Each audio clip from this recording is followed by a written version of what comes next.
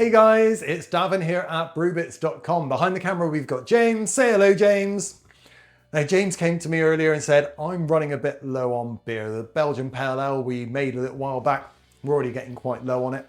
So I thought we would get a brew on. So somewhat slightly different, but within the realms, we're going to do a Kips, a beer using liquid malt extract from tins and loads and loads and loads of hops. So what are we going to be making? I'm going to be making a Citra IPA. So I'm going to be using a Muntons extra light liquid malt extract with a wheat malt extract. A little bit of a American style, I suppose we're going to go for. So I've now got a load of Citra hops, which are going to add some fantastic grapefruit and citrusy flavors to this beer. But I'm also going to be using a Mangrove Jack's Liberty Bell yeast, and that's going to work really, really, really well with this style. So you're going to need a few bits and bobs. You're going to need a fermenter, you're going to need something to put it in. We're going to need a hydrometer and trial jar, straining bag, or one of these hop spheres. I've got a jug here, just put everything in, a spoon, a thermometer, and a siphon. I'm also going to need a bit of extra brewing sugar because these two alone aren't going to bring it up to the ABV I want it to. So I'm just going to sneakily and a little bit of a cheat, add a little extra brewing sugar to bring it up to the ABV I need it to.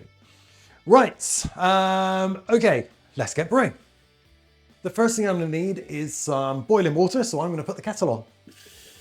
Kettle's just boiled, so I'm going to open up my first pack of Citra hops. So this is a 50 gram pack, and my 50 gram pack is going to go, I've cleaned my top off so they can go back in. They're going to go into my hop sphere. If you don't have a hop sphere, you can use a straining bag, but I like to use these because it means I can get everything back out. Now that goes into my jug, and I'm going to pour on a pint of boiling water. Whoa, look at that. Lovely. This is going to work like a tea bag, and the hops now are going to infuse in the boiling water. And this is because we're not doing any boiling of the water on this one. So we're going to steep the hops, and that's going to be our first bit. Okay, so now we've got that going away.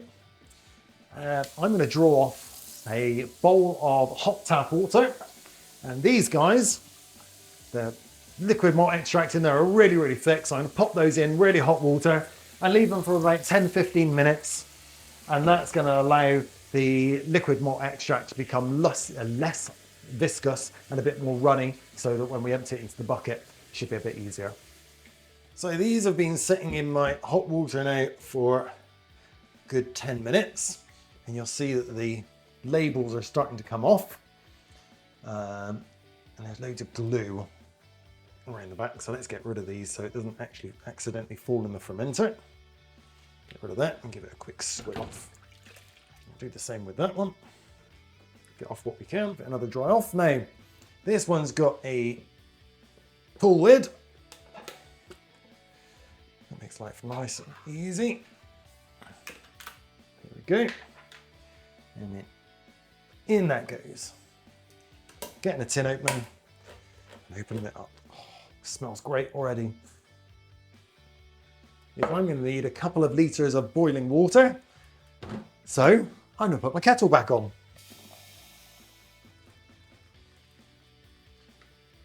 Okay, that's 2 litres of boiling water. We're not going to pour it straight in the fermenter. We're going to pour it into our tins, because there's still loads and loads and loads of liquid malt extract in there we can get out.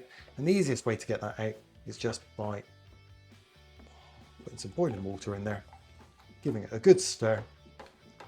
Okay, and so I don't burn my fingers on the hot tins. In goes one. Nice and clean. Look at that. And in goes 2.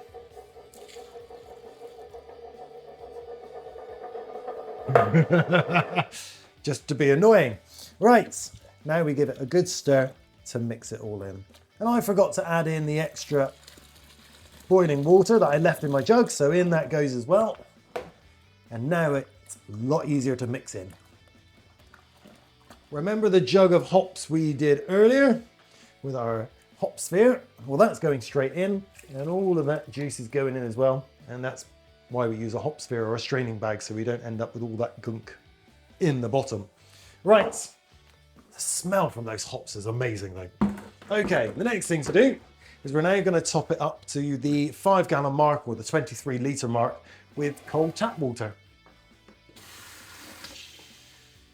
Now we've got it up to the 5 gallon mark, you can see clearly there's loads of liquid malt extract at the bottom and loads of cold water at the top. So we need to get in and give this a really, really, really good stir to mix it all round. And we've got that hop sphere in the bottom as well, going all the way around. I can feel it every now and then hitting it with the spoon. So give it a good stir, mix it all together. Now it's all mixed in, I've taken a sample and the hydrometer is showing me it's got a specific gravity of 1.042. Now I know with these liquid malt extract kits, they come out with a final gravity quite high, about 1.018.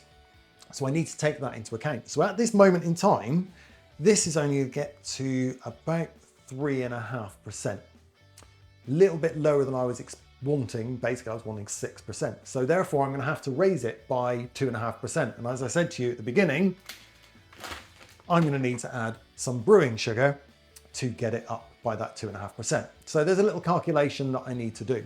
So 2.5%, if I want to raise the alcohol level by 1%, I need to use approximately 19 grams of sugar per litre to raise it up by 1%. So this is 2.5%. So let's do the math. So it's 19 grams to raise it up by 1%, times it by 2.5. And now we times it by the total amount of beer we've got here, 23 litres. So it's 19 times 2.5 times the 23 litres gives us about just shy of 1.1 kilos of sugar to add.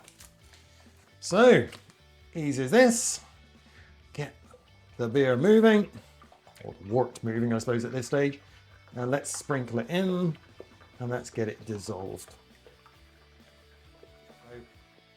Those calculations were smack on. So in this extra load of sugar goes, that's that extra 100 grams, and give that a good stir until that's all dissolved as well. My initial calculations were smack on, and with the extra 100 grams of sugar, it's now coming out at 1.060. Beautiful. Okay, this is going back in because I'm going to add a couple of extra little things to the wort so that we can get the most out of this beer. So this is Hop Boost.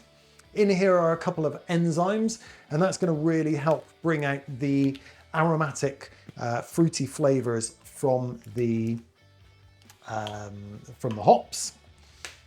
So in here is a little phial, and in that phial we need some water in a cup, not very much, about that much, and then we pop it open, pop, sprinkle it in,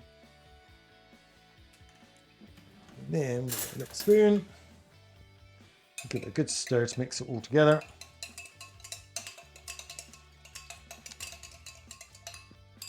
And then that goes in, and then we give this a good stir to mix all that in.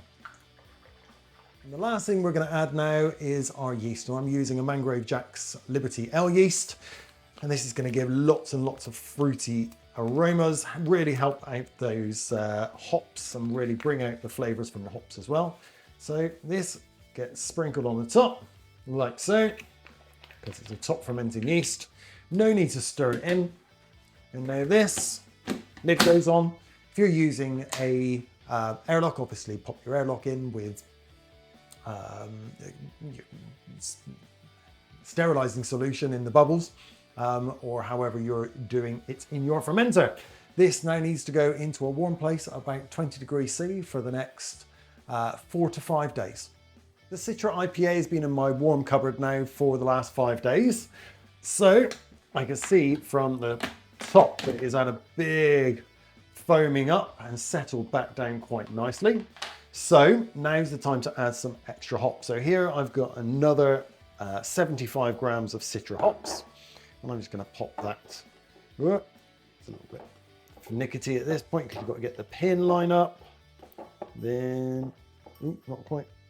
That one goes on, and that one goes on. Lovely. And now this can be dropped in, like so, and they'll all expand in there, and this hop sphere will gradually go up and down over the next few days. But my lid goes back on now. And this doesn't go back into my warm cupboard, but goes somewhere a little bit cooler. So about 16 to 18 degrees C. And that's going to allow the yeast in here that are remaining to extract a load of lovely flavors from those hops. It's been 5 days since we added the first load of dry hops, the Citra hop pellets, to the beer. Let's pop it open. Hey, and at the top we've got the hop sphere, which is beautiful because I want to pull this hop sphere out. I have sterilized my hands. Okay, because I am going to want to add a new load. Oh, that's hard to say. A new load of hops. So this is coming undone. We don't need these anymore. Oh, it smells fantastic. I can tell you that. Look at that. Right, quick rinse off of the hop sphere.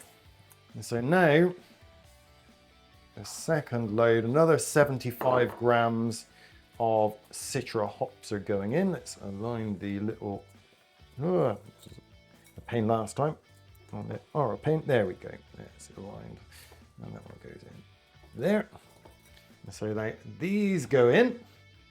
Bye-bye. Lid goes back on.